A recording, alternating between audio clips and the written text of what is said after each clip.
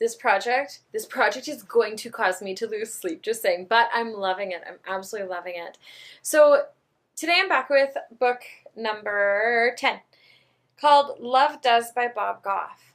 So this is a more faith-based book, but the concepts and principles of it are freakishly outstanding. So please stick around and hear about this one and read this if you get a chance, even though the word God is in it, okay?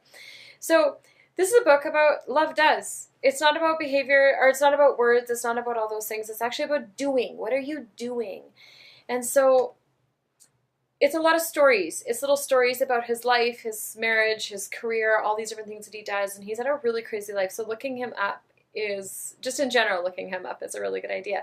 Because he has a lot of charity things that he does. And just a really passionate man. I'd like to meet him one day.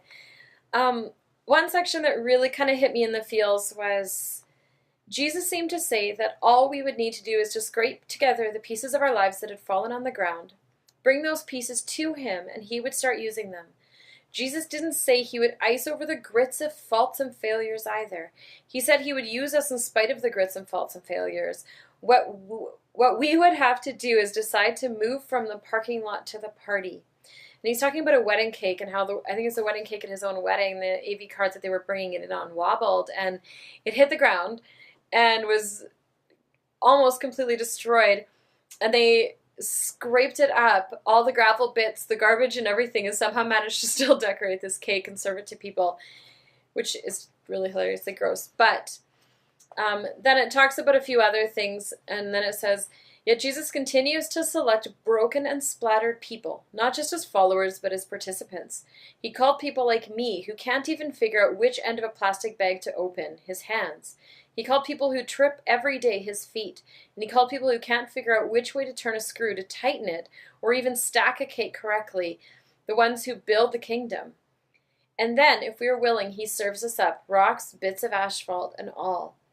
So even taking the faith out of this, what if we just looked at this as an everyday life? That we are meant to be used, no matter how tragic our past or how big our stories or how chaotic our lives are, how dysfunctional we feel. How many people out there live in this imposter syndrome state where we don't see our own value. We don't see who we are, and what we have to offer, because all of us, every single one of us has a story to tell, and it's our job to share it. And our expertise, our brilliance, our minds, our spirits, right?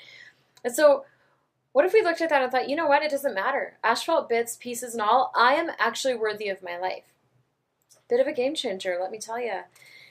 And then at the end, he talks about, I'm just going to read you this whole section. You'll understand why at the end. Adam, who's his son, knows that I have a project I've been working on for years. It's to write down everything I can remember from my entire life. The first bee sting, the first time I touched knees with someone I liked, the first time I flunked out of a course or got a speeding ticket. I don't keep a journal or a diary, and I'll never just write down facts like what I had for lunch or who I was with or where I was. Instead, what I've been writing down are all of the things I can remember that have shaped me, all of the words or phrases that have pinged me, all of the stories that have happened in my life. I feel like I have a really big book. What about you? All in the hopes that one day as I flip through those pages, I'll see evidence of Jesus in them. When Adam told me he wanted to name his boat The Story, I wondered out loud with him if he had ever thought of writing down all of his memories as well. What Adam said surprised me again. He thought about it for a second or two and said, well, you know, Dad, I've thought about that too. Nothing personal, but I realized that right now I'm doing the things that other people seem to think of as memories someday. It seems like memories are what older people have when they think back about being my age, when they could actually do something about them.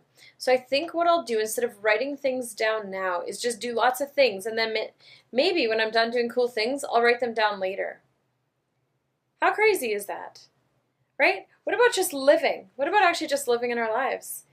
If Adam is right about memories being reserved for folks who don't do anything anymore, which is what he was talking about, then I don't want to just collect memories anymore. I've been thinking, I'll follow love's lead and find some capers worth doing.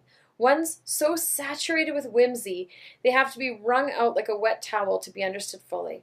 I think I'll also have a dinghy that I tie to the back of my imaginary boat. I was toying with naming it The End, but I think I'll name it Get In instead, because I used to think I needed to record stories. Now I think I just need to engage them. So a challenge to you today.